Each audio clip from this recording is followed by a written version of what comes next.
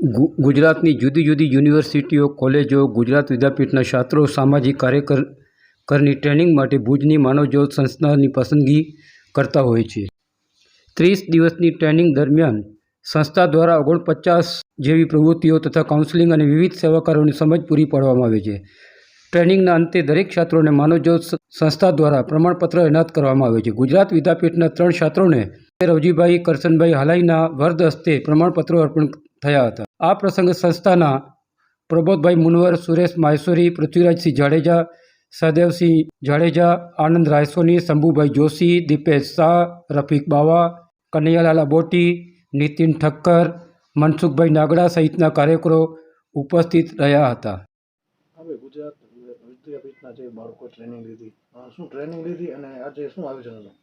માનવજ્યોત સંસ્થા ભુજ દ્વારા છેલ્લા ઘણા વર્ષોથી ગુજરાતની જુદી જુદી યુનિવર્સિટીઓ, ગુજરાત વિદ્યાપીઠના જે સામાજિક કાર્યકર તરીકે સર્વિસ કરવા ઈચ્છતા હોય એવા વિદ્યાર્થીઓને અહીં માનવજ્યોત સંસ્થામાં 30 દિવસ અથવા 35 દિવસની ટ્રેનિંગ પૂરી પાડવામાં આવે છે.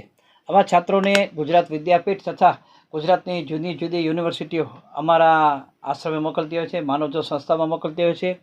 અમારી સંસ્થામાં આવ્યા પછી એમને અમે લોકો જુદી જુદી પ્રવૃત્તિઓમાં જોડતા હોઈએ છીએ કે કાઉન્સેલિંગ કેવી રીતે થાય, ગરીબોના ઝૂંપડે ભોજન કેવી રીતે પહોંચાડાય, વૃદ્ધોને ટિફિન કેવી રીતે ઘરે પહોંચે છે, જીવદયાનું કાર્ય કેવી રીતે થાય છે. એવી રીતે અમારી લગભગ 49 જેટલી પ્રવૃત્તિઓ કચ્છમાં ચાલી છે. એ પ્રવૃત્તિઓમાં આ વિદ્યાર્થીઓને અમે સાથે રાખી અને એને જ્ઞાન પૂરું પાડીએ છીએ. અને જ્યારે સામાજિક કાર્યકરની ટ્રેનિંગ પૂરી થાય ત્યારે અંતે એમને પ્રમાણપત્ર અર્પણ કરવામાં આવે છે. આજે અમારા કુંદનપુરના દાતા રવજીભાઈ કરશનભાઈ હાલાઈના હસ્તે આ બધા જ વિદ્યાર્થીઓને અમે લોકોએ પ્રમાણપત્ર આપ્યા છે અને એને શુભેચ્છા પાઠવી છે. કારણ કે આવનાર દિવસોની અંદર એમને કોઈ પણ એનજીઓમાં સર્વિસ મળશે ને તેઓ પોતાના જીવનના પ્રગતિના શિખરો સર કરશે. આવી રીતે માનવજ્યોત સંસ્થાએ અત્યાર સુધીમાં રાજ્યના જુદા જુદા યુનિવર્સિટી અને કોલેજો અને ગુજરાત વિદ્યાપીઠના 294 જેટલા વિદ્યાર્થી ભાઈ બહેનોને સામાજિક કાર્યકરની ટ્રેનિંગ આપી છે અને તેઓ પોતાની આ જીવનના પ્રગતિના શિખરો સર કરી રહ્યા છે.